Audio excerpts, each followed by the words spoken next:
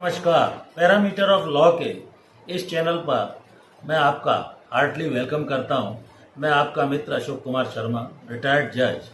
आज इस चैनल पर एक बहुत ही महत्वपूर्ण विषय कई मित्रों और बच्चों द्वारा ये पूछा गया है कि धारा 164 और 161 सीआरपीसी के अंतर्गत लिए गए बयान कहाँ लिए जाते हैं, किसके द्वारा लिए जाते हैं, क्या इसकी एविडेंशियरी वैल्यू है, क्या साक्षिक मूल्य है और क्या इन दोनों में अंतर है। इस विषय पर, इम्पोर्टेंट विषय पर मैं इस वीडियो में प्रकाश डालने जा रहा हूँ। धारा 161 का जो बयान है, सबसे पहले मैं इस चैनल पर आपका वेलकम करता हूँ। चैनल पर जुड़ने के लिए आपको हृदय से साधुवाद देता हूँ। आपकी कानूनी जानकारी निश्चित तौर पर इजाफा करने के लिए चैनल पर नए नए वीडियोस लाने का प्रयास कर रहा हूँ और निश्चित तौर पर आप किसी न किसी रूप में लाभान्वित होंगे, ऐसा मेरा भरोसा है। Welcome to my channel parameter of law. धारा 161 और 164 का जो बयान का जहां तक प्रश्न है, किसी भी एफआईआर, फर्स्ट इंफॉर्मेशन रिपोर्ट या प्रथम सूचना रिपोर्ट जो कि थाने के बार साधक अधिकारी द्वारा कॉग्निजेबल ऑफेंस के संबंध में लिखी जाती है, उसमें स्टेटमेंट जो 161 का है वो ड्यूरिंग इन्वेस्टिगेशन या विवेचना एक थाने का बार साधक अधिकारी करता है, जो officer in charge of the police station होगा और वो हेड कांस्टेबल से नीचे की रैंक का नहीं होगा। तो उसके द्वारा सबसे पहले विवेचना में सही अपराध क्या हुआ, किसके द्वारा किया गया, इस विवेचना या इन्वेस्टिगेशन के दौरान धारा 161 में फरियादी और आई विटनेसेस वगैरह के कथन लिए जाते हैं। जब्ती के भी गवाह हो सकते हैं, नक्शे के गवाह हो सकते हैं। तो ये धारा 161 सीआरपीसी का जो फरियादी का या गवाहों का कथन है सॉरी, इन बयानों को लेने पर उस पर हस्ताक्षर पुलिस के द्वारा नहीं कराए जाते, क्योंकि 162 सीआरपीसी के धारा के तहत वो गवाहों के बयानों पर हस्ताक्षर लेना आवश्यक नहीं। सीआरपीसी के कथन लिए जाने का जो मुख्य प्रयोजन है वो यही है कि उस इन्वेस्टिगेशन में अपराध हुआ नहीं हुआ, सही है गलत है, कौन गवाह क्या बता रहा है, फरियादी क्या बता रहा है।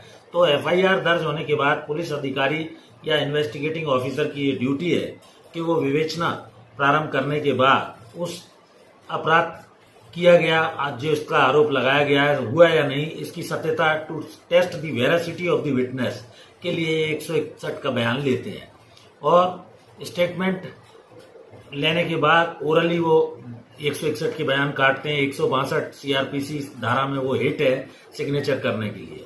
इसके अलावा डॉक्यूमेंट्स वगैरह अगर कुछ हैं तो वो उन बयानों के माध्यम से विवेचना अधिकारी इकट्ठे करता है।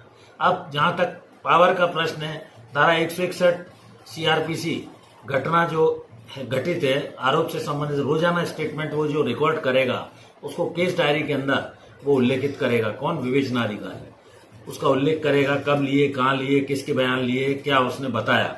आईओ विटनेसेस के स्टेटमेंट को रिकॉर्ड करने का आईओ को पावर धारा 161 सीआरपीसी के अंतर्गत दिया गया है। जहां तक धारा 164 सीआरपीसी का प्रश्न है, ये स्टेटमेंट हो सकता है महिला से संबंधित कोई अपराध घटित किया गया है, कोई विक्टिम है महिला, और कौन से केसेस गवाह महिलाओं से संबंधित हैं, जैसे 354 है, 354 ए से डी ई तक के, या 509 आईपीसी वगैरह के जो ऑफेंसेज हैं, रेप संबंधित मामले हैं 376 वगैरह के।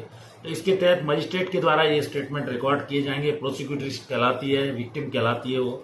और इसके बयान का महत्व ये है कि इसकी ऑथेंटिसिटी यानी विश्वसनीयता बनी रहे, क्योंकि ये मजिस्ट्रेट के समक्ष लिए जाते हैं और इससे आदमी मुकर नहीं सकता है। दूसरा, 161 और 164 के बयान की जहां तक एविडेंशियरी वैल्यू का प्रश्न है, ये इसके बेसिस पर न्यायालय द्वारा सामान्यतः सजा नहीं दी जाती। ये सब्सटेंटिव पीस ऑफ एविडेंस है, केवल साक्ष्य का भाग हो सकता है।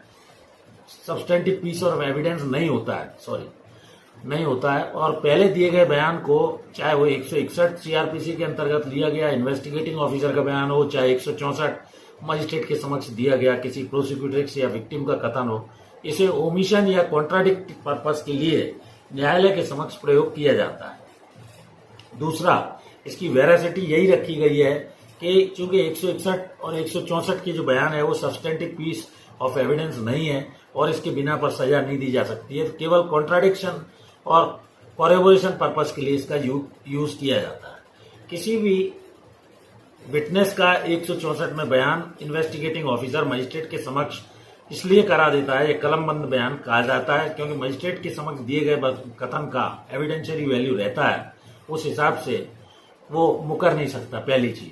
दूसरा, इस 164 के बयान को कलमबंद बयान कहा जाता है और कुल मिलाकर जैसा मैंने अभी बताया, कॉन्ट्राडिक्शन और ओमिशन पर्पज से इन दोनों 161 और 164 के बयान का यूज किया जाता है, प्रयोग किया जाता है। जब वो ड्यूरिंग दी ट्रायल पूरी गवाही चलती है ऑन मेरिट उस केस के आरोपों के संबंध में अभियुक्त के विरुद्ध, तो इस तरह मैंने धारा 161 और 164 सीआरपीसी दंड प्रक्रिया संहिता 1973 के प्रावधानों को स्पष्ट करने का प्रयास किया। मैं आशा करता हूं कि सरल भाषा में मैं आपको 161 और 164 के कथनों के संबंध में बताने में सफल हुआ। और इस चैनल से जुड़े रहिए। आपका जो हार्दिक स्नेह मुझे मिल रहा है, इसके लिए मैं हृदय से आभारी हूँ। इस वीडियो में यहीं तक, कल फिर नए वीडियो के साथ मिलते हैं। Thank you for watching this video. नमस्कार।